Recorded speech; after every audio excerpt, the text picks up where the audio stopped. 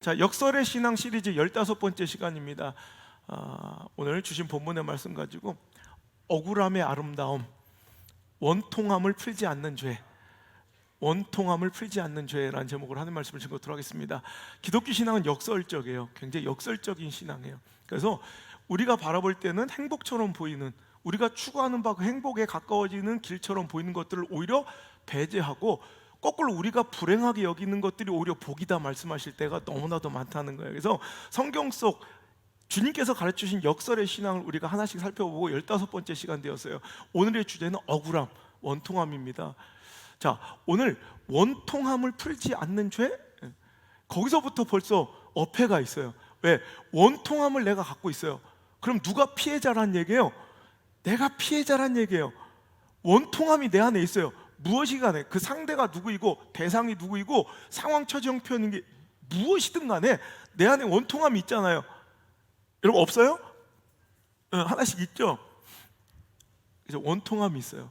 그럼 원통함을 갖고 있으면 내가 피해자고 무언가 가해적 상황이나 대상이 있을진데 하나님은 오늘 말씀하시기를 뭐라고요? 원통함을 풀지 않는 건 네 죄다라고 말씀하세요. 역설이죠. 자, 이거예요. 여러분, 싱가포르 있잖아요. 싱가포르 보면 제일 먼저 생각나는 게 뭐예요? 싱가포르 하면? Can you speak Korean? 머라이언 생각날 수도 있지만 저는 되게 엄격한 규율과 법들. 저는 싱가포르 하면 껌이 생각나요. 싱가포르 하면 껌 씹지 마라, 껌 씹지 마라 그러죠. 여러분, 싱가포르는 껌 씹는 것 자체가 죄예요. 그래서 껌 잘못 씹다가 걸리면 여러분 최소 40만 원, 80만 원, 잘못하면 껌 때문에 거의 1억 원의 벌금을 내요. 그리고 2년 이하의 징역, 8,500만 원 이상의 벌금이 최대 그렇게 나올 수도 있다니까. 껌 하나에 쓰레기 하나 투기하거나 지하철에서 음식물, 물도 생수도 안 돼. 지하철에서 물이라도 먹으면 무조건 45만 원, 40만 원 이상. 그리고 재밌는, 화장실에서 변기 물 안 내리면 13만 원. 그리고 자기 집에서도 옷 벗고 다니면 안 돼. 그럼 그래도 한 80만 원 벌금 나와요. 야, 이렇게 따지면 지난주 한 주 동안 당신은 얼마를 냈어야 돼요? 우리 교회 짓겠다, 야, 또 하나. 여러분, 이런 거예요. 굉장히 엄격한 규율. 그런데 이상하죠? 여러분, 되게 너무 말도 안 되죠? 너무한 것 같죠? 그런데 여러분, 가면 다 지키죠? 왜 그래? 그 나라니까, 그 나라 법이니까. 로마에 가면 로마법을 따르듯 그 법이 통용되고 그 법의 공권력에 그 힘이 미치는 영역, 영토 안에서는 우리는 어쩔 수 없이 그게 내 생각과 내 기준에 합당하든 안 하든 억울하든 뭐하든 우린 지킨다는 것이죠. 왜? 그 나라의 영토의 그 나라 법이니까. 그죠? 그래서 오늘 만약에 싱가포르에서 20년을 살다가 그렇게 껌도 씹지 않고 여러분 투기도 안 하고 막 이랬던 사람들이 한국에 딱 와요. 그럼 그래도 평생을 껌 안 씹고 살아갈까요? 내 인생에 절대 껌이라는 단어는 없어 이래요? 껌, 얘 껌이라도 씹고 씹어보자. 막 인천공항 도착하자마자 껌 엄청 씹죠. 왜 그래? 이제 거기에서 벗어났으니까. 자, 그 사람이 어떤 법의 지배를 받는지 보면 그 사람이 어느 나라 국민이고 그 사람이 지금 삶이 어느 공간 안에, 영역 안에 있는지를 우리가 알 수 있어요. 자, 영토가 뭐예요? 그 나라의 공권력과 법제, 그 법의 힘이 미치는 영역이 영토예요. 그러니까 그 영토 안에 들어가면 그 나라 법을 따라야 돼요. 그럼 묻습니다. 당신은 어느 나라 사람입니까? 라는 거예요. 물론 대한민국이지만, 자, 우리는 하나님 나라의 시민들인 줄 믿습니다. 당신은 그 삶이 어떤 통치를 받고 있습니다. 어떤 통치하에 살고 있습니까? 당신의 주권자는 누구이며 당신의 삶의 통수권자는 누구입니까? 우리는 하나님인 줄 믿습니다. 그래서 우리는 그분을 로드, 주인이라고, 왕이라고 부르잖아요. 그죠? 우리는 그분의 통치와 그분의 영향력 아래에 있는 거예요. 그분의 나라, 하나님 나라 안에 살고 있다면 우리는 당연히 싫든 좋든 내 기준에 맞든 안 맞든 내 감정과 관계에 이것이 부합하든 안 하든 상관없어요. 그 나라 국민이라면 그 나라 법을, 그분의 통치 안에 있다면 그분의 통치를 받는 것이 당연한 거예요.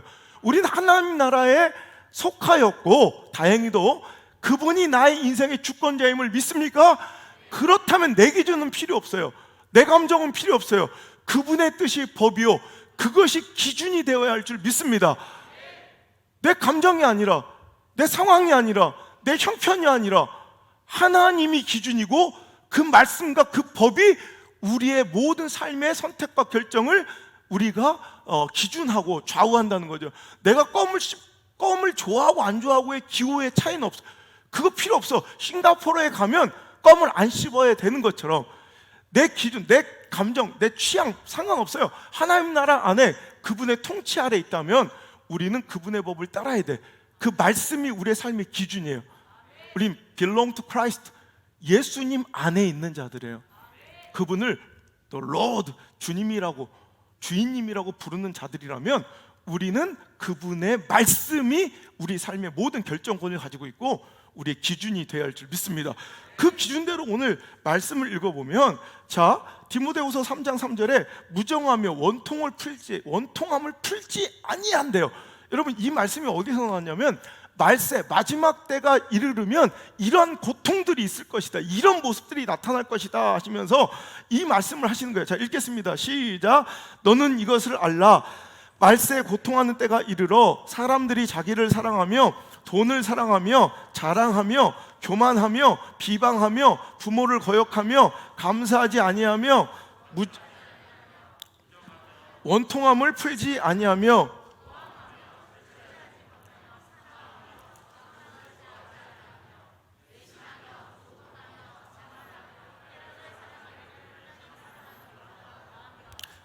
경건의 모양은 있으나 경건의 능력을 부인한 이 같은 자에게서 내가 돌아서라.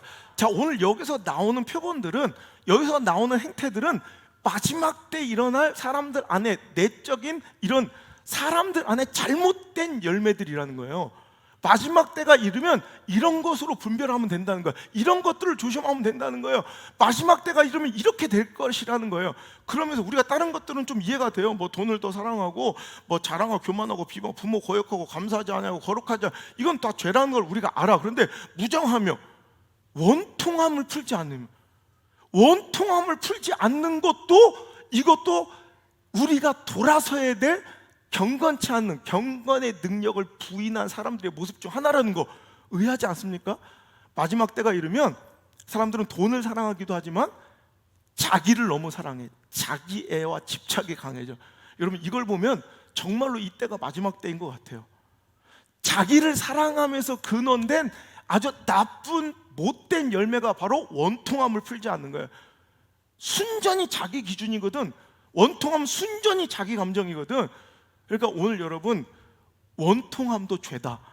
그러니까 원통함을 풀지 않는 것, 이것도 죄라는, 여러분, 하나님의 말씀을, 우리는 하나님 나라 시민이니까, 하나님의 통치권 안에 있으니까, belong to Christ, 우리는 주님 안에 거하는 자이니까 그분의 말씀이 우리의 기준이고 법이라면 하나님이 원통함을 풀지 않는 것도 죄다 말씀하셨으면 우리는 그 말씀 따라 내 안에 원통함을 머물러 두지 아니하고 억울함으로 머물러 두지 아니하고 풀어내야 될 줄 믿습니다.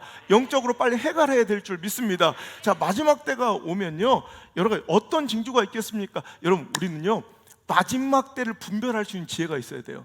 말세를 자각할 수 있는 능력이 있어야 돼요. 왜? 성도의 정체성이에요. 그게 성도는 다시 오실 주님을 기다리는, 재림의 예수를 기다리는 신부들의 모습으로 표현되어 있고요, 우리는 그 마지막 때 오실 예수님을 기다리는 사람들이 성도고 교회예요. 믿습니까? 그래서 우리는 지혜로운, 여러분, 신부가 되어야 된다는 거죠. 기다리는 사람, 그럼 알아야 될 거 아니에요, 그때를. 그래서 그때에 대한 분별력과 영적 통찰력이 있어야 되는데 예수님이 약간 힌트를 주셨어요. 마태복음 24장 3절 이하에 보니까 예수님께서 감람산에 앉으셨을 때 제자들이 조용히 와서 마지막 때 무슨 일이 있겠습니까? 하자 4절 시작. 예수께서 대답하여 이르시되 너희가 사람의 미혹을 받지 않도록 주의하라. 많은 사람이 내 이름으로 와서 이르되 나는 그리스도라 하여 많은 사람을 미혹하리라. 난리와 난리 소문을 듣겠으나 너희는 삼가 두려워하지 말라. 이런 일이 있어야 하되 아직 끝은 아니니라.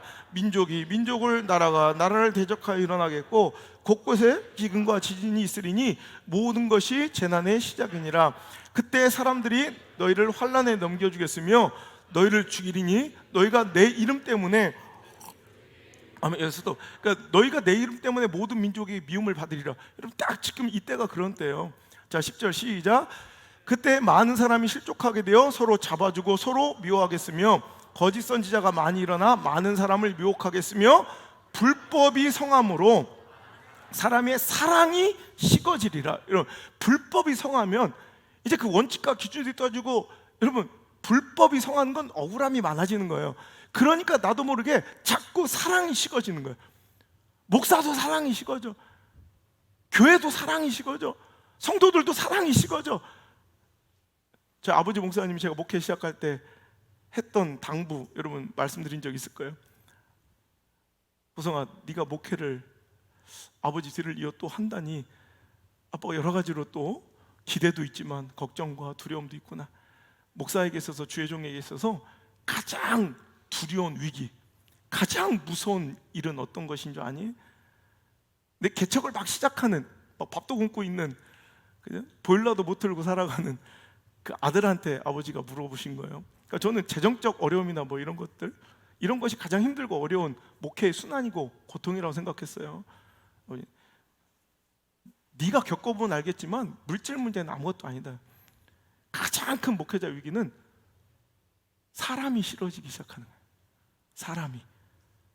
여러분 여러 번 저도 이런 위기가 있습니다. 그러니까 사람이 싫어져요. 왜? 시대가 그래요. 배신하며 조급하며 자만하며 싸나우며, 싸나운 것도 변명했어. 싸나운 것, 선한 것을 좋아하지 않냐, 부정하고 배신하길 좋아하고. 그러니까 여러분 이런 게 불법이거든. 이런 불법들이 자꾸 성하다는 건 자꾸 반복되어 이것이 대세가 돼 있다는 거예요. 그러면 어떻게 자연스럽게 목사든 성도든 마음이 상해. 그러면서 뭐가 없어져? 사랑이 식어지는 거예요. 같은 얘기예요. 그러나 결론은 뭐예요? 끝까지 견디는 자는 구원을 얻으리라. 결론은 뭐냐면, 그래도 우리 안에 원통함을 풀고 억울함을 제하고 내 안에 식어져가는 사랑을 다시 태우며 오늘도 뜨거워지며 그 사랑이 식어지지 않도록 지켜내는 것이 바로 성도의 책무이라는 거예요. 여러분, 사랑을 잃어버린 시대가 바로 말세의 고통의 때의 징조들이라는 거죠. 그러나 끝까지 견디는 자, 즉 사랑을 지키는 자, 그 자가 구원의 주인공이라 말씀하셨으니 이제 자기만을 사랑하여 자기가 기준이 되고 자기 감정이 가장 최우선의 절대 권위가 되어 자기 감정 틀어지면 막 다 아무것도 안 보이는 사람들 있죠. 이거 죄악이에요, 죄악. 자기 감정 원통함 이거 한번 생기면 뭐 목사건 말씀이건 하나님이건 뭐 교회건 아무것도 없는 사람들 있죠. 이거 죄악이에요, 죄악. 여러분 오늘도 그 원통함을 푸시고 사랑이 식어지지 않도록 여러분 끝까지 견디는 자 되시기를 바랍니다. 그죠? 마지막 때는요, 사랑이 식어지고요, 이제 자기를 사랑함이 강해진다고 그러잖아요. 그래서 그런 사람들 많아요. 자기 교회, 이것도 죄예요. 자기 가정, 자기 인생, 자기 자녀만. 그러면서 그것이 당연한 건 줄 알아요. 이런 이기적인 신앙은, 이런 폐쇄적인 신앙은 이거는 잘못된 거예요. 다른 게 아니에요. 저 사람은 저런 식으로 예수를 믿구나, 교회를 다니고. 아니에요. 이건 다른 게 아니라 이건 틀린 거예요. 기독교 신앙의 정신은요, 절대로 개인적이지 않고요, 이기적일 수 없으며 배타적이거나 폐쇄적인 것은 이건 건강한 신앙이 아니에요. 항상 기독교 신앙의 정신은 뭐냐면 이타적인 거예요. 그리고 항상 폐쇄적이지 않고 확산적인 것이 건강한 신앙이에요. 자, 마지막 때에 대해서 우리가 얘기하고 있는데 예수님께서 말씀하신 거예요. 사도행전 1장 7절 8절 시작. 이르시되 때와 시기는 아버지께서 자기의 권한에 두셨으니 너희가 알 바가 아니요. 자 보세요. 때는, 마지막 때는, 정확한 때는 아버지만 아신다는 거예요. 그러니까 그 때를, 정확한 일시를 알려고 하는 헛된 노력하지 말지며 그러나 8절 시작.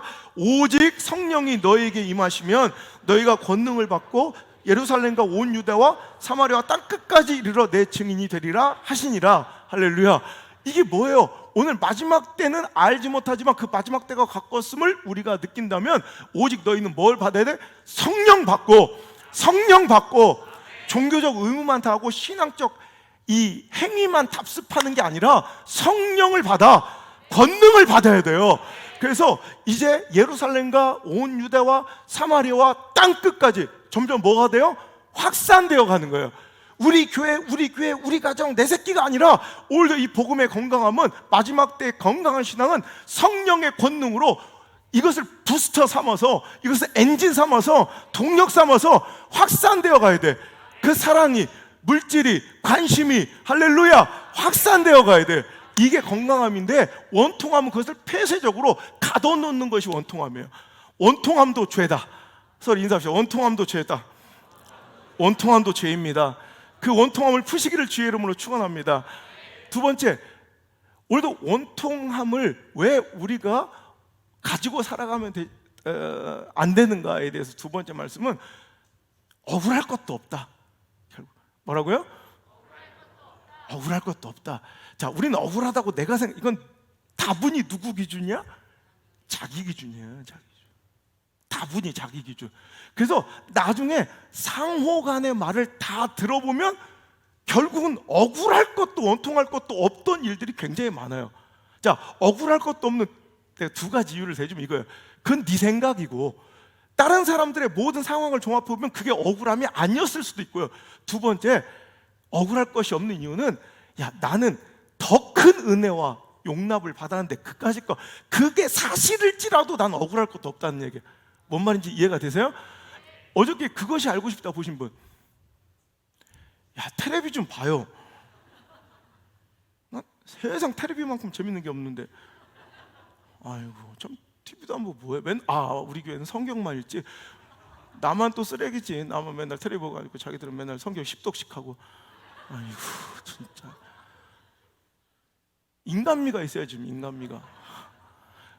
어저께 서울에서 막 내려왔더니 또 커피를 막 너무 많이 먹었더니 어제 막 정신이 막 이게 힘들어가지고 밤에 이렇게 잠이 안 오대. TV를 보니 그것이 알고 싶다를 봤더니 와 진짜 원통하겠대. 엄마가 단장님 보셨구나. 역시 나랑 같은 과야. 내가 보니까 저분은 세상적이야. 나랑 같이 보니까 진짜 내가 엄마를 죽었대. 글쎄 고등학교 2학년인가 아들이 칼에 찔러 죽은 거예요. 그 길바닥에서. 와, 그런데 그때 목격자가 볼 때 두 명이 막 칼을 들고 쫓아간 걸 본 거예요. 그래서 걔를 보니까 같은 학교의 동급생인데 걔들을 이렇게 해서 자기들이 죽였다고 자백을 했어요. 근데 1년 만에 무죄로 풀려 나왔어. 죽은 자는, 피해자는 있는데 자기 아들은 죽었는데 결국 범인이 없는 거야. 그리고 15년이 흘렀어요. 2005년도 일이니까. 엄마는 그동안, 이제 아빠는 그것 때문에 이제 또 병이 악화돼서 돌아가시고, 엄마 혼자 그 아들 그냥 자기 집 마당에 묻고 그거 보면서 이 억울함을 풀려고, 그러니까 엄마가 억울해서 SBS에 전화를 한 거야. 이 억울함을 풀어줄 건 SBS밖에 없다. 그것이 알고 싶다밖에 없다. 그래서 거기서 막 조사를 탁 해봤더니, 아니 자기가 죽였고 분명히 확실한데, 그리고 자기 아들이 죽어가면서 그 이름을 댔대. 그 신고 그 음성 파일을 보니까, 그래서 경찰도 확신하고 부모도 확신하고 목격자도 저 사람이 맞다고 그랬는데, 얘가 무죄로 풀려나가지고 자기는 지금까지 이 원한을 풀지 못하고 죽을 수가 없으니까 이제 방송국 연락을 다 조사를 해보니까 얼마나 원통해요, 그죠? 자기 아들이 죽은 사람이 죽인 두 명이 당당하게 돌아다니고 있으니까. 그래서 조사를 해보니까 실은 걔들이 억울하대. 걔들은 그때 거기 만나지도 않았고 둘이 함께 있지도 않았고 거기 있지도 않았어. 근데 그냥 무고하게, 목격자도 그냥 막 경찰들이 뭐라 하니까 할 수 없이, 그리고 경찰들이 너 이렇게 하면 네 아버지 구속시킨다 막 이러니까 애가 그래서 그냥 자백을 해버린 거야. 그리고 얘한테는 얘가 그랬다고 해. 아니면 그러니까 걔가 그랬다고. 걔는 그날 만난 적도 없는 애를 제가 같이 뛰어갔는데 제가 죽였어요. 이렇게 얘기를 한 거야. 그래서 잡혔다가 모든 이런 증거가 불충분해서 나와서 자기는 아직도 이 사람이 실은 억울한 거야.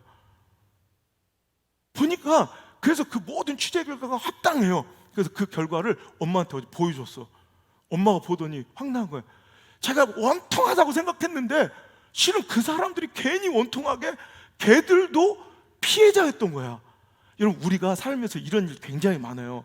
알고 보면 억울할 것도 없는데 누군가에게 내가 잘못하고 아주 무지하고 객관적이지 않은 자기 주관적인 내 감정의 기준, 그것만 가지고 누구에게 원통함을 풀지 않고 살아갔던 일들이 엄청 많아요.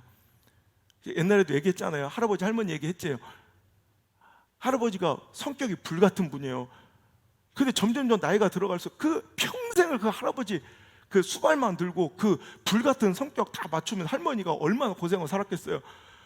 근데 연세가 아무리 많아져도 그 할아버지 그 불같은 기세는 꺾이지 않는 거야. 어느 날 밥을 먹는데 계속 싸움이 잦아져. 왜? 할머니가 귀가 점점 어두워지고 귀가 안 들리니까 할아버지 딱 얘기하면 빨리빨리 대꾸하고 빨리 액션을 취해야 되는데 이 불같은 할아버지의 성격에 할머니가 막 답답해 죽겠는 거. 뭔 얘기를 하면 몇 번씩 얘기해도 못 알아듣니까 그날도 밥 먹다 기분도 언짢은 터에 할머니한테 뭐 얘기를 했는데 할머니가 또 말을 못 알아듣으니까 열받은 할아버지가 상을 막 뒤집어 엎어버린 거 막 접시가 깨지고 김치가 막 널브러지고. 가만 보니까 또 할아버지가 미안한 거예요. 별것도 아닌데 그렇게 해버린 게. 또 할머니는 평생 그랬던 그걸 다 쓸어 담아가지고 싱크대에 가가지고 혼자서 부정한 할머니가, 자기 아내가 평생을 자기 수발 다 들고 그 불같은 성격 다 받아내며 살았던 할머니가 이렇게 설거지를 하고 뒷모습이 너무 찬양한 거야. 그러니까 할아버지가 용기를 내서 난생 처음으로 그 할머니한테 사과를 하는 거예요. 우리 충청도는 이게 거의 대부분 사과의 절반 이거예요. 헛기침 하면 끝나는 거야. 이미 뭐 숙이고 들어가는 거예요. 이게 할머니는 설거지하고 있는데 저 할멈, 암만 생각해봐도 아까 내가 잘못했네. 그러니까 기분 풀고 이따 점심일랑 자네 좋아하는 칼국수당 먹으러 가시게. 근데 할머니가 귀가 안 들리니까 어때요? 할멈, 내가 미안하고 하지 않는가? 그러니까 이따 칼국수나 먹으러 하자고. 할머니, 으아구 열불나. 저러니까 내가 화가 나지. 이놈의 옆에내야 귓구녕이 처막혔냐? 내가 몇 번이나 얘기해 칼국수 먹으러 하자고. 그때 할머니가 아이고 알았어요. 몇 번이나 대답해요. 간다니까.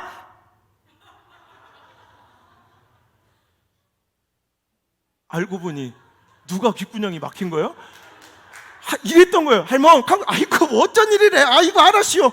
아이고 고마워요. 알았시오. 그런데 아이고 계속.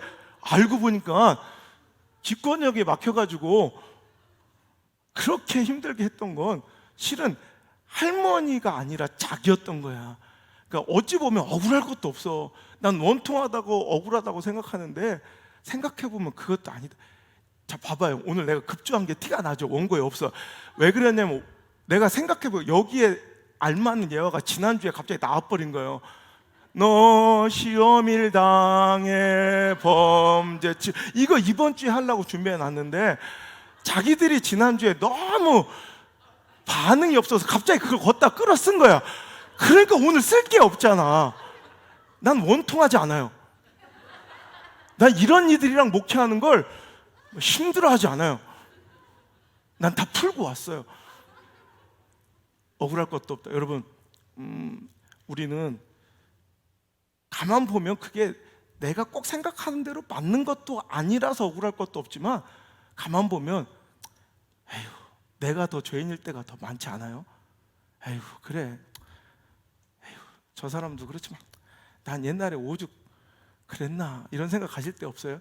여러분, 제가 얼마 전에 이제 방송에서 사연을 통해 본 건데 한 딸의 사연이에요. 딸이 자기 엄마가 팔 하나가 없는 장애인이에요. 그래서 그 엄마가 아버지가 일찍 돌아가신 그 죄 하나로 자기 딸을 위해 진짜 인생이 만신창이 그 밑바닥부터, 그러니까 팔이 없는 장애를 갖고 있으니까 어디 번듯한 직장 한번 갈 수도 없었고요. 밑바닥 일부터 식당부터 뭐 길바닥 청소까지 그냥 밑바닥의 인생에서만 그렇게 쓰고 수고하면 딱 딸 하나만을 바라보며 그 딸 하나를 애증지 키웠고 자기 모든 인생을 바쳐 그 아이한테 모든 걸 다 전폭적으로 다 사랑을 쏟았어요. 그 결과 그 딸은 그 사랑을 받고 명문 여대에 들어갔어요. 우리나라 명문 유수한 대학에 들어갔고 또 좋은 대기업에 취업을 했습니다. 그리고 나서 나이가 차가지고 그는 이제 연애를 하고 사랑을 하고 결혼 상대를 만난 거예요. 근데 자기는 엄마가 흉도 아니고 엄마가 팔이 없는 게 뭐 그것이 뭐 그렇게 부끄러운 일도 아니었기에 뭐 굳이 속이지도 않았지만 말하지 않았을 뿐이에요. 그러다가 이제 결혼 승낙을 받고 결혼식 이제 임박해서 이제 남자친구가 처음으로 엄마와 인사를 하는 그 저녁 식사 자리에서 그 남자친구는 처음으로 팔이 없는 자기 이제 여자친구의 엄마를 만나게 되고 너무나도 불편한 시선과 행동이 신경이 쓰였어요. 아니나 다를까 그로부터 며칠 후 일방적인 이별 통보가 그 남자로부터 와서 그 엄마와 딸은 너무나도 속상하고 사랑한다고 결혼까지 생각했던 남자가 자기 엄마가 팔이 하나 없다는 이유 하나로 그를 매정하게 차버린 그 이유 때문에 그들은 밤새 펑펑 울면서 둘이 막 맥주를 실컷 먹었대요. 그러면서 우리 이제 필요 없다, 다 결혼 같은 것도 필요 없고 우리 평생 엄마 둘이 이렇게 행복하게 살자고 막 엉엉 밤을 새웠대요. 그렇게 힘들게 하루하루를 그 사람을 잊어가며 직장생활을 하다가 우연히 그 직장 안에서 뭐 후배인가 뭐 연하인가 같은 남자 하나가 되게 위로해주고 친절하게 이렇게 하다가 친해지기 시작해서 또 사랑이 싹 튼 거야. 다시는 결혼하지 않겠다고 생각했지만 점점 이 남자가 너무너무 좋아지는 거야. 그래서 이번에는 지난번의 전철을 밟지 않기 위해서 미리 얘기를 한 거야. 우리 엄마는 팔이 하나가 없는 그런 장애를 갖고 있다고. 그러자 그 남자의 반응이 야, 그렇게 어려운 상황 속에서 이렇게 예쁜 딸을 키우시라고 얼마나 힘드셨겠노. 오히려 그 딸을 위로하고 어머니가 너무 존경스럽다고. 말뿐만 아니라 그 어머니를 처음 만나는 식사 자리에서 사람들이 많은 넓은 식당이었는데 어머니가 들어오자 갑자기 그 남자친구가 벌떡 일어나더니 큰 소리로 어머니, 이렇게 예쁜 딸을 낳아주시고 길러주셔서 감사합니다. 그러더니 그저 큰절을 하는 거예요. 그래서 얼떨결에 그 딸도 같이 엄마한테 큰절하고 둘은 막 울음바다가 되고 나중에 모든 그 손님들은 그들에게 박수를 막 쳐주는. 그래서 정말 좋은 사람을 만난 거예요. 근데 하나 문제는 그 남자가 너무 부잣집이야. 너무 잘 사는 거야. 잘 산다는 얘기는 들었는데 이제 그 남자 쪽에 시어머니, 예비 시어머니도 만나서 허락을 받아야 되니까 마음이 이제 불편하고 좀 두려운 마음에 그 집을 갔는데 자기가 상상한 것 이상으로 어마어마하고 의리의리한 집에 그가 기가 죽은 거예요. 그랬더니 그 남자의 어머니를 만났는데 어머니가 거의 모욕과 저주에 가까운 막 얘기를 하는 거예요. 막 허락할 수 없는, 막 어머니 입장에서 또 그럴 수 있잖아요. 우리가 이렇게 좋은 집안에 내가 내 아들 그러면서 막 입에 담을 수 없이 그런 장애자 가정에 뭐 너 같은 것 같아 보내려고 내 아들 키운 줄 아냐고 주제 파악을 해야지 말이야. 진짜 어디라고 감히 재수없어. 막 그는 진짜 그 자리에서 뒤집어 엎고 나오고 싶었지만 그 안에 그 남자를 너무 사랑하는 자기 마음이 오히려 서러울 정도로 힘든 거야. 엄마를 위해서라도 내 자존심을 위해서라도 그렇게 엎어버려야 되는데 못 엎는 거야. 그리고 투덜투덜 집으로 돌아오는데 엄마는 뭐가 그리 걱정됐든지 집 밖같이 나와서 기다리고 계신 거야.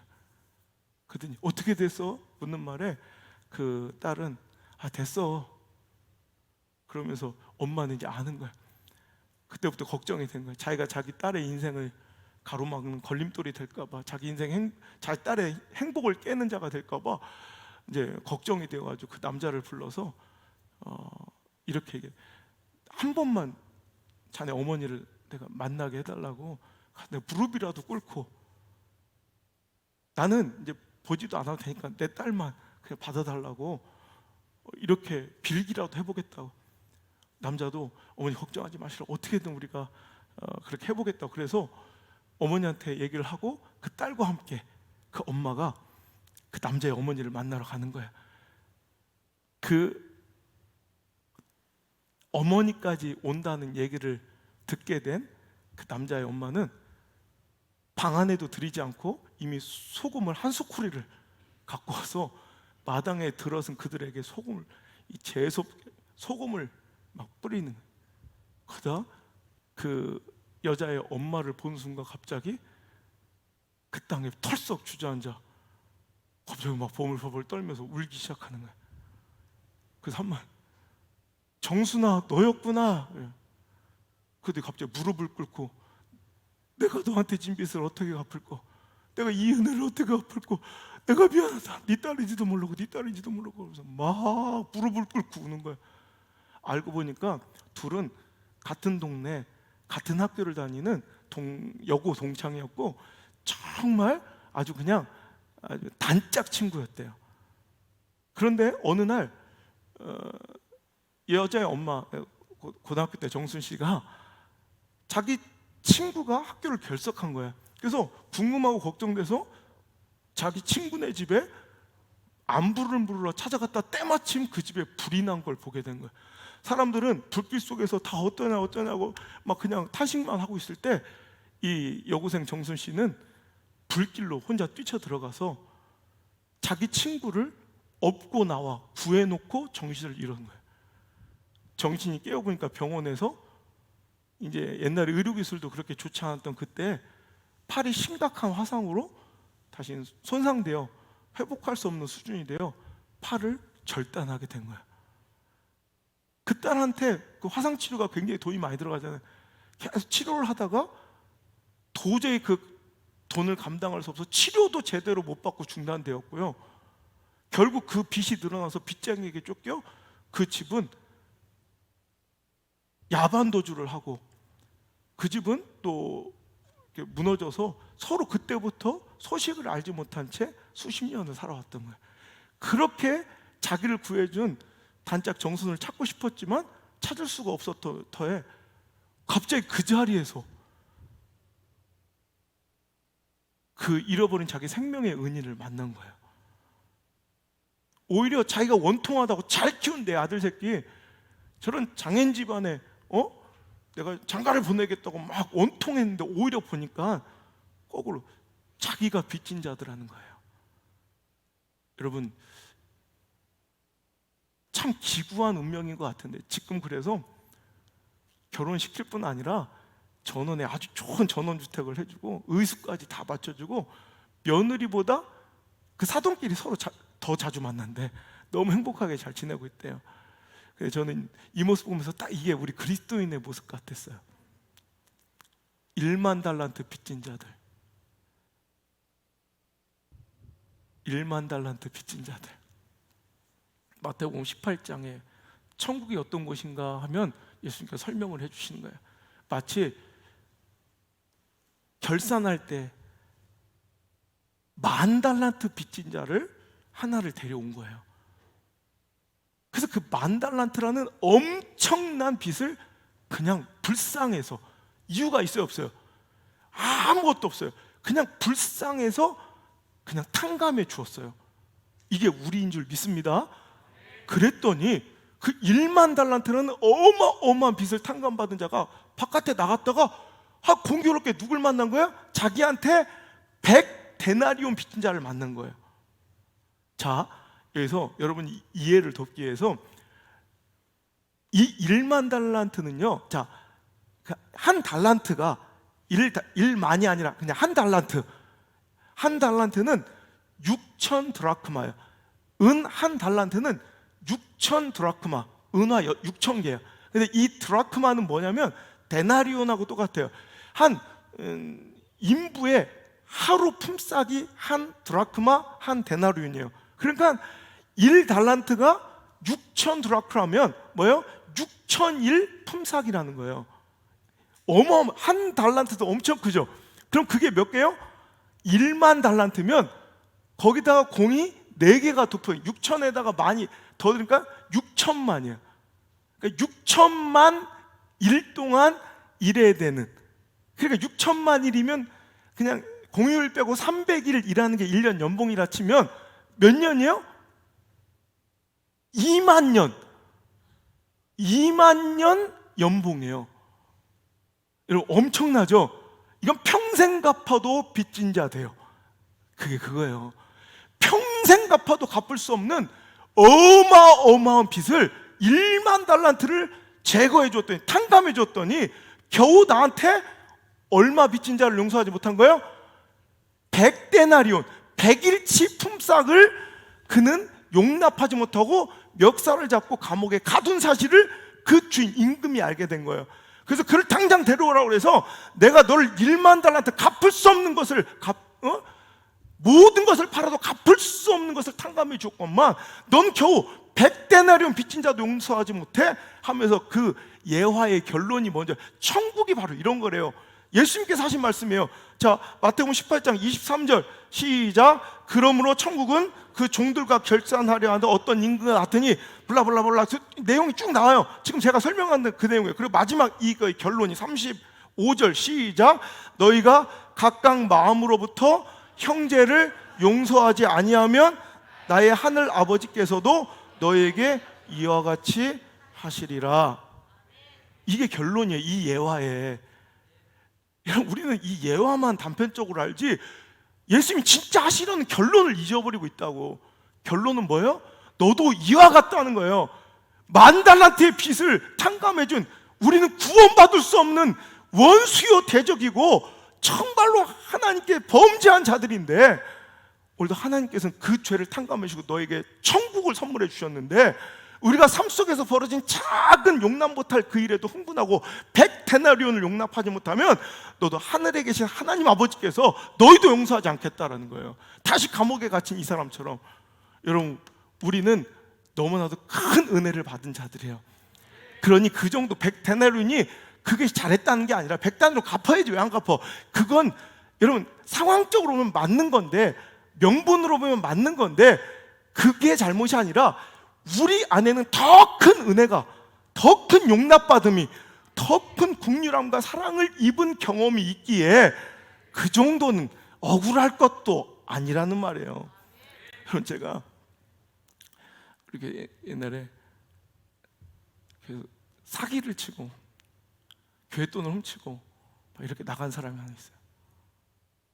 그냥 그걸 끝까지 덮어줬어. 처음에는, 왜냐면 성도들이 막 증거를 막 갖고 오는 거예요. 너무 가슴이 아팠어요. 그래서 제가 그분들한테 무릎까지 꿇었어요. 그냥 용서해 줍시다. 그렇게까지 막아줬는데, 그러니까 처음에 막 증거들이 너무 많아. 막 구질구질할 정도로 뭐 몇만 원부터 막 너무 내가 진짜 부끄러웠어요.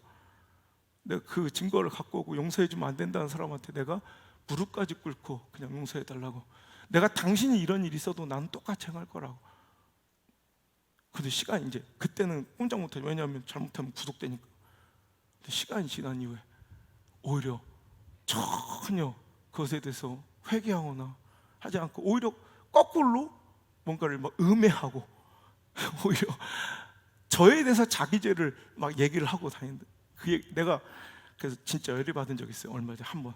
그래서 내가 이거는 안 되겠다. 내가 법적으로 한번 해결을 해야겠다.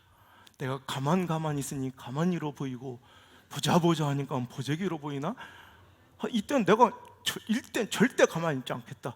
그래서 그날 내가 막 너무 기도를 하고 있는데 그날 제가 응답을 받았어요. 억울하냐? 아무리 네가 안 목사 네가 억울해도 그 원통함이 커도 네 죄보다 크겠느냐? 맞아요. 그래요. 아무리 내 삶에 억울함이 있어도 내 죄보다는 크지 않다. 이게 진리입니다. 안 그렇습니까? 여러분, 아무리 당신에게 원통함이 커도 잘 생각해보세요. 그것이 당신의 죄보다는 클 수 없어요. 이게 진리예요. 그 작은 원통함을 충분히 덮을 만한 너무 큰 구원의 은혜를, 천국의 은혜를 입은 자들이요, 오늘도 1만 달란트의 빚을 탕감받았으니 100데나리온쯤은 눈 감아 줍시다. 용납해 줍시다. 너희가 각각 마음으로부터 형제를 용서하지 아니하면 나의 하늘 아버지께서도 너희에게 이와 같이 하시리라. 그때부터 저는 그 자녀들을 위해서 축복 기도를 하루도 멈추지 않아요. 나에게 아프게 하고 힘들게 하고 억울함과 원통함, 저주를 쏟아내어도 될까 말까인데 저는 그 자녀들을 위해서 아직도 축복해요. 매일 하나님 그 자녀들 잘 되게 해주세요. 하나님 영광 돌리는 귀한 인생 살게 해주세요. 전 매일 기도를 해요. 왜? 그것이 바로 바보 같고 미련한 것 같아도 제 영이 사는, 하나님과의 관계가 사는 길인 줄 전 믿기 때문입니다.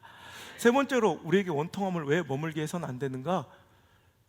원통함은 하나님을 불신하는 죄입니다. 뭐라고요? 하나님을 불신한 죄. 여러분, 원통함과 억울함은요, 하나님의 공의에 대한 불신과 연결이 돼요. 하나님 믿으시죠? 정말이에요? 옛날 하나님? 모세의 하나님? 다윗의 하나님 믿으신 거예요? 아니죠. 오늘도 그 하나님이 우리 가운데 시퍼렇게 살아 계셔서 역사하신 줄 믿으시죠? 그렇다면 맡기셔야죠. 그분의 판결을, 그분의 재판을, 그분의 선택을, 그분의 결정을, 그분의 공의로우심을 믿어야 된다는 거예요. 여러분, 만약에 재판 도중 내가 아무리 억울하다고, 내가 맞을 수 있어요, 내가 옳을 수 있다고 하지만 재판하고 있는데 판결을 기다리지 않고 이건 뭐 불보듯 뻔해, 저 사람이 잘못한 거예요, 그러니까 내가 나서서 벌을 집행한다면 그건 나도 범죄자가 되는 거예요. 여러분, 이건 세상법도 그렇죠. 지금 판결 중이에요. 재판 중인데 아직 판결이 안 나왔는데 이건 분명히 불보듯 제가 잘못된 거야. 그러니까 내가, 판사가 판결하기 전에 내가 가서 두드려 패거나 내가 벌을 집행하면 그건 내가 아무리 옳았어도 내가 범죄자가 되는 거예요. 지난주에 보니까 자기 아들을 너무 괴롭히고 자기 엄마의 이상한 별명을 지어가지고 놀리는 동급생 3명을 아빠가 열받아서, 저는 그걸 굉장히 공감하면서 봤거든. 그 또래 친구 3명을 자기 차에 태우고 이 새끼들 막 죽여버려, 묻어버린다고. 그래가지고 그분 지금 구속 위기에 처했어요. 강금 및 협박죄로. 근데 내가 생각해도 누가 내 아들한테 그랬으면 난 그렇게 하겠대. 근데 그러면 안 되지. 이제 솔직히 옛날에 한번 했었어. 소문 한번 났었죠. 근데 그러면 안 되는 거예요. 난 부끄러워서 얘기하는 거예요. 내가 앞에 다 무릎 꿇혀놓은 거 내가 소문 들었죠. 여러분, 그러면 안 되는 거더라고. 그거 보면서 그래, 재판 중인데 아직 끝난 거 아닌데 하나님 하실 건데, 할렐루야. 우리 삶 속에도 여러분 당연한 거 아니에요? 억울할수록 더 기다려야 돼요. 우리 경주에서도 그런 일이 있었잖아요. 자기 아들 괴롭히는 애 막 계속, 그러니까 엄마가 얼마나 열받았으면 그랬을까. 나 그 마음이 또 이해가 돼요. 애가 자전거 타고 막 도망가고 막 차로 치려고 했잖아요. 그 지금 재판 중에 있잖아요. 그 엄마는 억울한 데다가 범죄자까지 되는 거예요. 얼마나 더 억울해. 여러분, 우리는 기다릴 줄 알아야 돼요. 하나님의 공의로우신 판결에 우리의 모든 삶을 맡기고 하나님의 때, 하나님이 하실 때까지 참고 기다린 것이 그리스도인의 삶이고 신앙인의 자세지, 내가 뭔가를 하려는 그 시도 자체가 아무리 억울함이 크고 원통함이 커도 그건 시도 자체가 잘못된 범법, 영적인 범법 행위임을 믿으시고 오늘 하나님의 공의로우심을, 그 재판을 믿고 기다릴지어다. 야고보서 4장 12절 성경 말씀으로 대언함. 시작. 입법자와 재판관은 오직 한 분이시니 능히 구원하기도 하시며 멸하기도 하시느니라. 너는 누구이기에 이웃을, 여러분 보세요. 입법자도 한 분이고, 우리가 세우는 거 아니에요. 법의 근거, 내 기준이 아니라 법을 만드시는 분도 한 분이시고 판결하시는 재판관도 한 분이시니 네가 뭔데 판단하고 있냐. 판단했으니까 원통함이 생기고, 판결 내가 내렸으니까 억울한 거 아니에요. 판결과 억울함을 좀 뒤로 미루시고 그분이 하실 때까지. 로마서 12장 19절 시작. 내 사랑하는 자들아, 너희가 친히 원수를 갚지 말고 하나님의 진노하심에 맡기라. 기록되었으되 원수 갚는 것이 내게 있으니 내가 갚으리라고 주께서 말씀하시느니라. 아멘. 사랑하는 자들아, 하나님의 사랑하는 자들 여러분 맞습니까? 그럼 이 말씀을 들으셔야 돼요. 원수 갚는 것을 내가 친히 하지 말고 하나님께 맡겨라.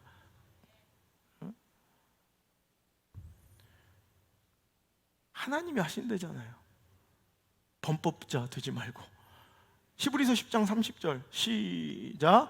원수 갚는 것이 내게 있으니 내가 갚으리라 하시고 또 다시 주께서 그의 백성을 심판하리라 말씀하신 것을 우리가 아노니. 이렇게 원수 갚는 것은 누구에게, 그 권한이 누구에게만 계세요? 하나님께만 계시다는 거예요. 여러분, 원통함도 판단도 또한 복수도 하나님께 다 맡기고 하나님께서 하실 때를 기다리시는 여러분 성숙함이 우리에게 있길 바랍니다.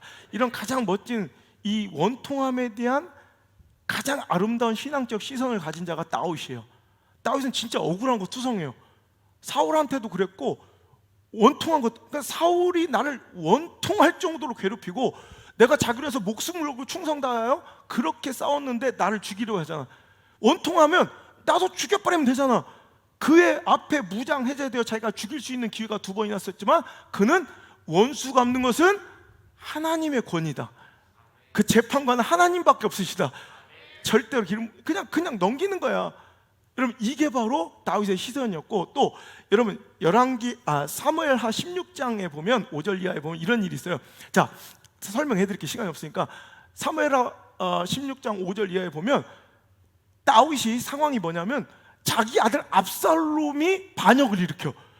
그래서 쫓겨난 거, 왕궁에서 쫓겨나 도망치고 있는 처참한 신세.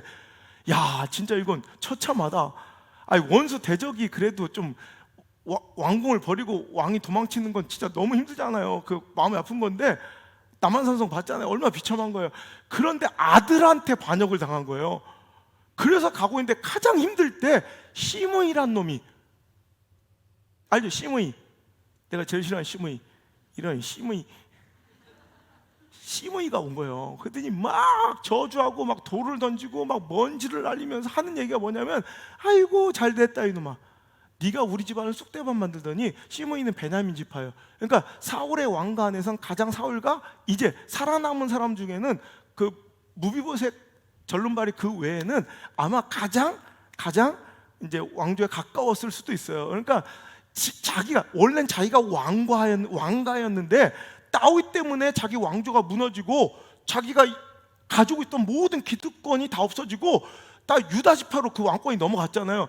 그러니까 얼마나 이를 가르면서 그 통치권 안에 할 수 없이 죽어있다가 다윗이 멸망하자 피 흘린 자여, 네가 그렇게 우리 집안에 피를 흘리니 너도 꼴 좋구나, 그러면서 막 저주를 하고. 그 우리는 어때요? 원통하지, 열받죠?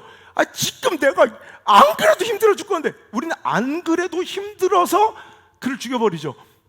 아니, 힘이 있다면 안 그래도 힘들어 죽겠는데 그래도 더 원통해야죠. 다윗은 그래. 이렇게 힘드니 오히려 원통함으로 반응한 게 아니라 그 선하신 하나님의 긍휼을 그것 때문에 구해요. 자, 그래서 다윗이 그렇게 하니까 아직도 다윗은 완전히 죽은 거 아니에요. 뒤에 군사들이 있고 용맹한 장수들이 아직도 그득하다니까 계속 와서 다윗을 저주하고 욕을 하니까. 자, 16장 9절 읽어볼게요. 시작. 수리의 아들 아비새가 왕께 여짜오되 이 죽은 개가 어찌 내 주 왕을 저주하리까? 청하건대 내가 건너가서 그의 머리를 베게 하소서. 충성스러운 아비새는 가만히 있을 수 없죠. 자기 주군을 저 아무것도 아닌 놈이 막 그냥, 지금 우리 임금님이 조금 힘들어졌다고 해도 저 같은 놈이 이게 감히 감당할 분이 아니신데 막 돌을 던지면서 야 이 새끼야 막 잘 됐다 잘 됐다 막. 아이고, 가만히 있겠어요? 가만히 있겠어요? 그러니까 죽여버리니까 아비새가 그런 거예요. 근데 저 죽은 개 같은 저런 놈이 우리 임금님을 막. 그러니까 저 같으면 뭐 그렇게까지 하면서 난 보낼 거야 나 같으면. 그런데 그러지 않아요. 10절 읽어볼게요. 시작. 왕이 이르되 수리의 아들들아 내가 너희와 무슨 상관이 있느냐? 그가 저주하는 것은 여호와께서 그에게 다윗을 저주하라 하심이라. 내가 어찌 그리하였느냐 할 자가 누구겠냐 하고. 보세요. 저가 나를 저주하는 것도 하나님이 허락하지 않으면 할 수가 없다. 오히려 그 시므이의 저주를 누가 시킨 거라고? 하나님 시켜서 하는 거야. 그 말이 틀리지도 않아. 맞는 말이야. 그러면서 또 얘기하기를 11절 시작. 또 다윗이 아비새와 모든 신하들에게 이르되 내 몸에서 난 아들도 내 생명을 해하려 하거든 하물며 이 베냐민 사람이라 여호와께서 그에게 명령한 것이니 그가 저주하게 버려두라. 야, 또 생각해보니 그래요. 야, 내 아들도 나를 지금 죽이려고 하는데, 야, 저 충분히 저럴 수 있는 사람이다 이거야. 그러니까 여호와께서 하신 거니 그냥 둬라. 그러면서 그에게는 이런 확실한 믿음이 있은 거예요. 12절 시작. 혹시 여호와께서 나의 원통함을 감찰하시리니 오늘 그 저주 때문에 여호와께서 선으로 내게 갚아주시리라. 혹시라도 하나님 이것 때문에 내가 이렇게 막 원통함을 당하면 내가 얼마나 불쌍하시겠어. 그는 다윗은 이거 하나 확실해요. 하나님이 시퍼렇게 지금 살아계신 걸 느끼는 거예요. 우리 이거 굉장히 중요해요. 하나님이 먼 하나님, 책에서 읽은 하나님, 너미교회 하나님이 아니에요. 어떤 특별한 간증을 갖고 있는 사람의 하나님이 아니라 오늘 내 삶에 시퍼렇게 살아계신 걸 느끼니까 할 수 있는 말이에요. 하나님 나 지금 보고 계시잖아. 나 이렇게 억울하고 나 이렇게 원통한데 이거 보시면 하나님이 얼마나 짠하시겠어. 우리 아버지가 나 이런 모습 보시면 얼마나 불쌍해. 제가 얘기한 거 기억하시죠? 성도에게 있어서 가장 강력한 뭐예요? 하나님이 불쌍히 보시는 거예요. 하나님이 짠하게 여기시는 성도와 가정과 자녀들이 가장 강력해요. 왜? 아무리 우리가 힘쓰고 노력해도 그분의 권능만큼 될 수가 없으니까. 믿습니까? 그러니까 여러분 우리는 하나님이 우리를 버리실 때는 디알모디가 그러잖아요. 하나님이 우리를 버리시고 떠나실 때는 우리가 너무 작고 초라해서가 아니다. 세상 사람들 우리가 작고 초라해지고 쓸모없으면 다 버려요. 안 그렇습니까? 여러분 세상 사람들 내가 쓸모없어지면 다 버려요. 내가 작아지면 버려요. 초라하면 버려요. 우리 하나님 절대 안 그러세요. 하나님이 우리를 버리실 때는 내가 너무 작고 초라할 때가 아니라 오히려 내가 너무 커져버렸을 때다. 하나님이 필요 없을 만큼 교회가 커져버리고 물질이 많고 안락하고 평안하면 하나님 우리를 떠나신다는 거예요. 여러분 우리 정신 차려야 돼요. 하나님 앞에 작은 자 되시길 바랍니다. 하나님께 긍휼을 입을 자 되시길 바랍니다. 하나님 보시기에 짠한 자 되시길 바랍니다. 그게 강력한 거예요. 복음서에 예수께서 그들을 불쌍히 여기시고 예수께서 그들을 긍휼히 여기시고 예수께서 그들을 미쁘게 여기시사 뒤에 보면 반드시 기적이 나요. 예수님께서 누군가를 대상으로 불쌍히 여기시기만 하면 그 다음에 눈먼 자가 눈을 뜨고 귀신이 떠나가고 오병이어의 기적이 벌어지고 수많은 병자가 나음을 입는 사건은 어디서 나와요? 예수께서 불쌍히 보시면. 축복합니다. 예수께서 불쌍히 여기는 여러분 되시길 바랍니다. 여러분 예수님께서 하나님께서 불쌍히 여기시는 권사님 되길 바라요.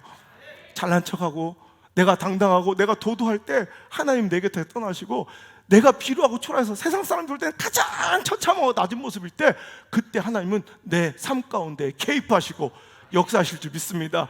다윗은 이걸 노린 거지. 원통함을 두는 거야. 그냥 나를 저주함을 두는 거야. 혹시라도 하나님이 날 다 내려다보고 계실 텐데 이 원통함과 억울함을 보시면 혹시 이것을 선으로 바꿔주실 줄 누가 알겠느냐.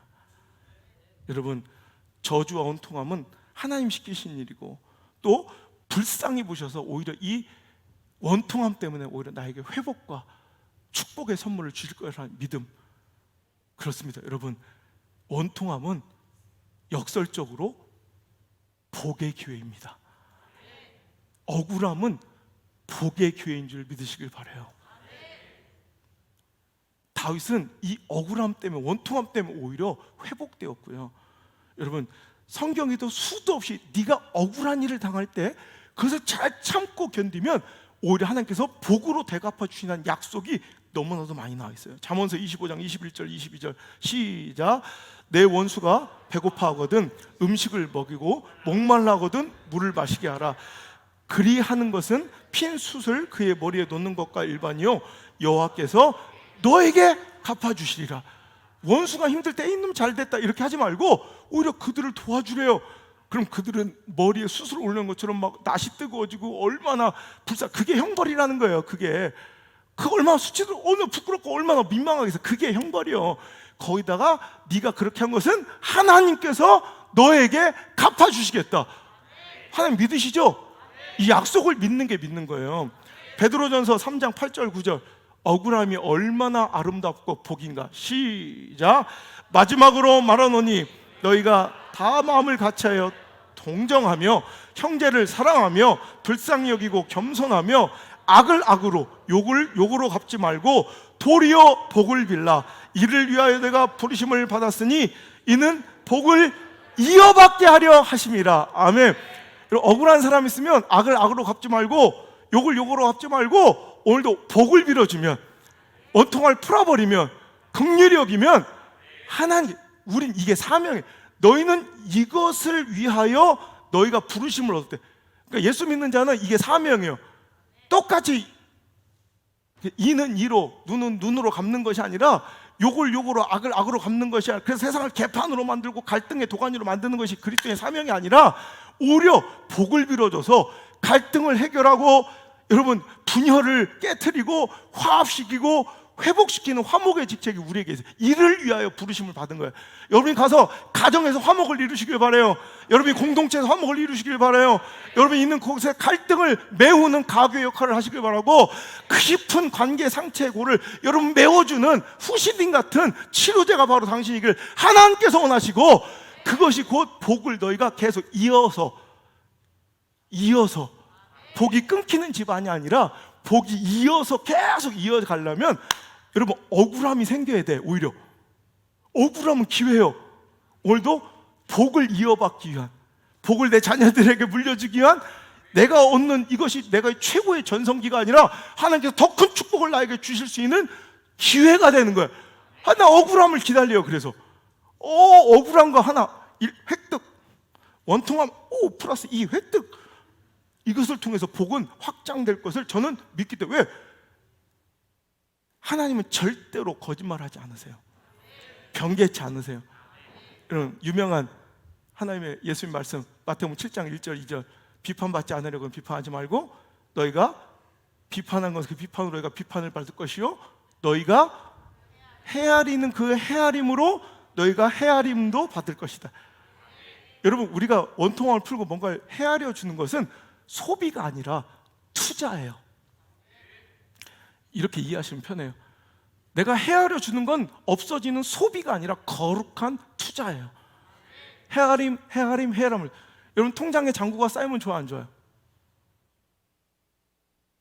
또 나만 좋아? 그럼 싹 다 망하고 통장이 다 마이너스가 되든지. 통장 쌓이면 좋죠? 좋잖아요. 헤아림도 쌓아가셔야 돼요. 용서도 쌓아놓으셔야 돼요. 긍휼도 쌓아놓으셔야 돼요. 여러분 저축은 쌓아놓는 게 목적이 아니라 나중에 필요할 때 쓰는 게 목적이에요. 헤아림도 마찬가지예요. 당신이 필요할 때가 와. 하나님 반드시 잊지 않고 갚아주신다는 거예요. 헤아림을 쌓아놓으면. 여러분 은행 믿으니까 저축하죠. 은행 못 믿으면 걷다 돈을 왜 맡겨? 어떤 사람이 나 억울해 죽겠어요. 왜? 평생 모은 돈을 통장에 넣어버렸어요. 이런 사람 있어요? 이거는 소비했으면 끝나면 그건 억울한 거지만, 여러분 이건 자기 긍지고 자랑이고 뭐가 돼요? 든든한 노후 대책이 되는 것처럼 여러분 저는요 하나님 앞에 쌓아둔 여러분의 헤아림과 용서와 긍휼은 든든한 노후 대책뿐만 아니라 사후 대책이 될 줄 믿습니다. 죽어서도 하나님께서 그것을 플러스에 감안하셔서 우리가 용서받지 못할 것들에 대해서 용서해 주시고 긍휼을 베풀어 주시는 귀한 하나님 실패가 없는 투자처십니다. 우리 서로 인사합시다. 하나님은 실패가 없는 투자처십니다. 하나님 실패가 없어요. 안전한 곳이니 마음껏 맡기세요. 오늘부터 여러분 헤아림을 계속 쌓아두셔서 여러분 꼭 필요할 때 옵니다. 그때 하나님께서 여러분에게 마음껏 그것을 풀어주시는 아름다운 은혜를 주시길 바랍니다. 원통함을 가지고, 원통함이 요구하는 반응은 뭐예요?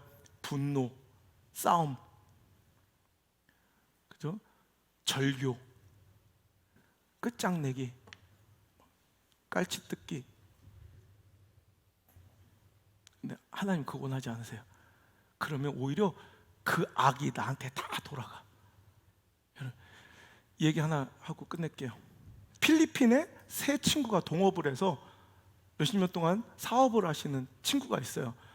근데 이 세 친구가 같이 동업으로 하면 필리핀에 가서 현지에서 사업을 하는데 큰 저택을 하나 사가지고 이제 같이 여기서 이제 기거하며 이제 가정일을 돌봐줘야 되니까 필리핀 가정부 한 분을 둔 거예요. 운전사와 더불어. 그런데 이 필리핀 가정부가 너무 일을 잘하시고 음식도 정말 너무 잘하시고 마음에 쏙 들어. 세 명이 다. 그런데 딱 하나 문제가 있는 게 자기가 아끼는 술병이 있는데 자기들이 볼 때 아무래도 되게 비싼 술인데 자기들이 먹은 것보다 약간씩가 줄어들어 있는 거예요. 왜? 그래가지고 자기들 마음인가. 근데 한 사람만 그런 생각하고 있는 것이 아니라 나중에 어떻게 술 먹다 얘기하다 보니까 글쎄 세 명 다 그걸 느낀 거야. 그래서 몰래 사인펜으로 표시를 해놨어요. 그랬더니 진짜로 줄어들고 있는 거야. 그래서 몇 번 이렇게 뭐 쥐새끼가 있는지 말이야 막 이렇게 몇 번 이렇게 사인을 줬는데도 여전히 술은 줄어들어. 그러니까 술을 먹고 흥건에 취한 그 세 명의 친구 중에 한 명이 열이 받은 거야. 예? 이게 도둑같지만 이 쥐새끼 마냥 글쎄 악한 마음에 한번 당해봐라. 그래서 그 고급 술병 좀 남은 거예요.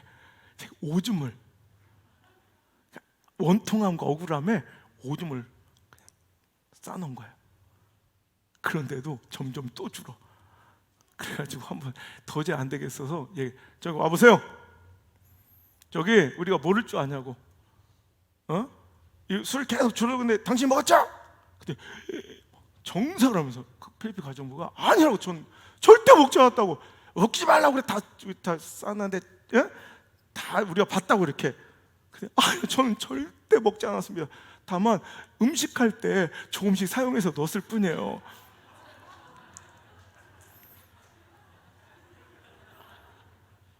자기들도 그렇게 된다. 분노를 오줌처럼 쏟아내면 그 분노를 오물을 다 내가 뒤집어 쓰는 날이 온다는 거 기억하시고 거꾸로 분노를 쏟아내지 않고 오히려 헤아림을 저축하면 그 헤아림으로 여러분 반드시 하나님의 긍휼과 사랑받을 때가 올 줄 믿으시고 기다립시다. 주님의 그 사랑만이 나를 살게 합니다. 오늘도 세상의 사람의 위로가 아니라 우리 하나님의 사랑으로 우리는 이 원통과 억울함의 시간도 견딜 수 있습니다. 찬양으로 고백합시다.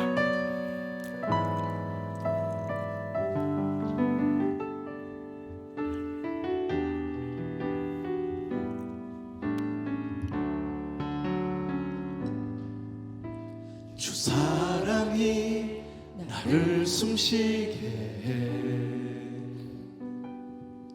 세상 그 어떤 어려움 속에도 주 은혜로 나를 돌보시며 세상 끝날까지 지켜주시네. 주 사랑이 나를 이끄시네. 내가 갈 수 없는 그곳으로 주의 사랑 나를 붙드시며 세상 끝날까지 인도하시네. 주님만이 내 아픔 아시며 그분께 맡깁시다. 주님만이 내 맘 어루만지네. 어느 누구도 나를 향하시 주님의 사랑을 끊을 수 없네. 주님만이 내 능력이시며 주님만이 나의 구원이시네. 어느 누구도 나를 향하시 주님의 사랑을 주님만이 내 아픔과 억울함을 아십니다. 주님만이 내 아픔 아시며 그분께 기대야 합니다. 주님만이 내 맘 어루만지네.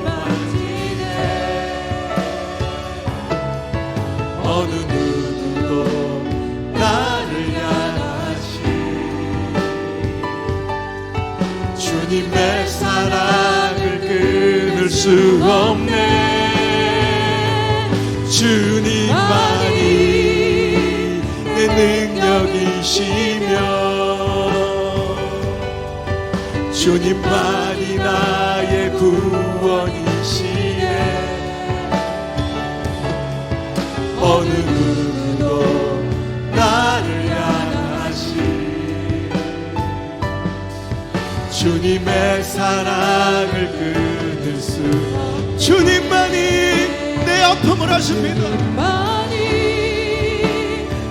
주님은 아십니다. 주님은 아십니다. 주님만이 내 맘 어루만지네. 어느 누구도 나를 향하시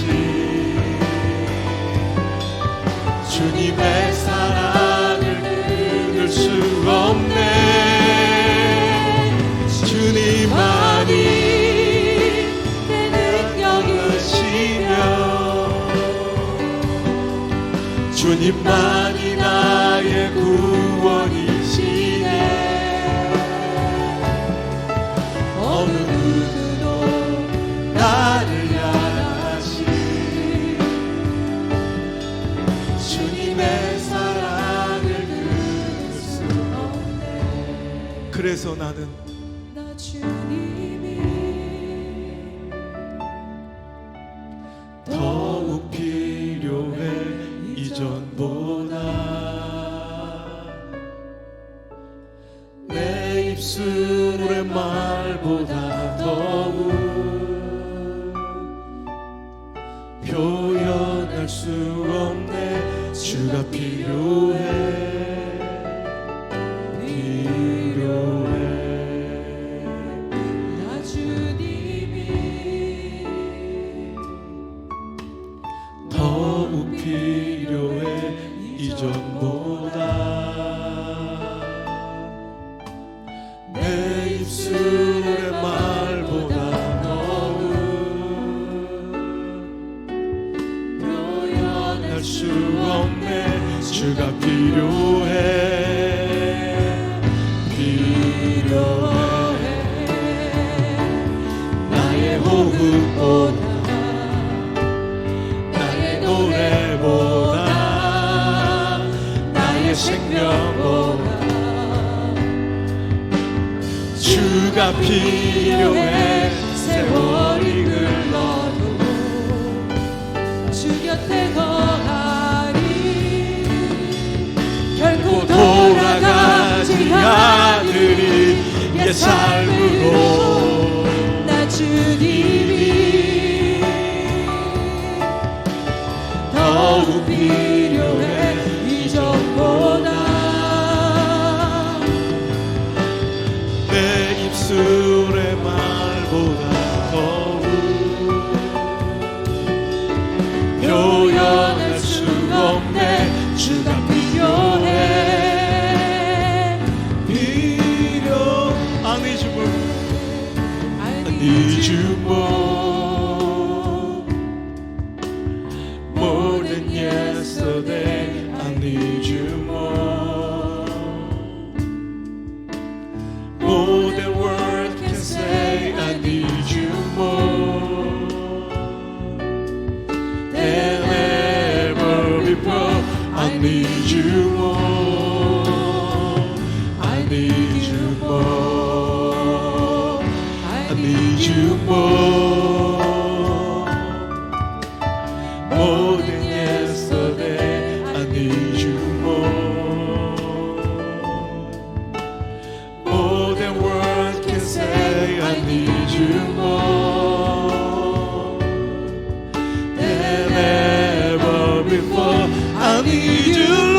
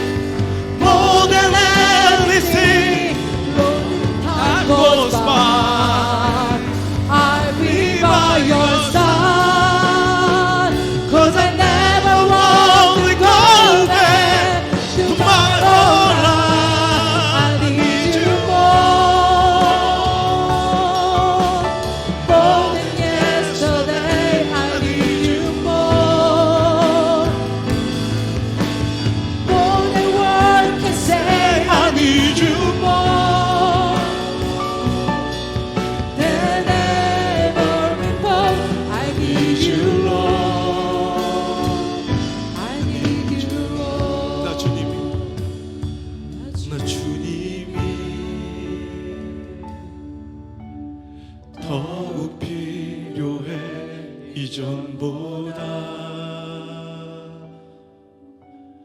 내 입술의 말보다 더 표현할 수 없네. 주가 필요해.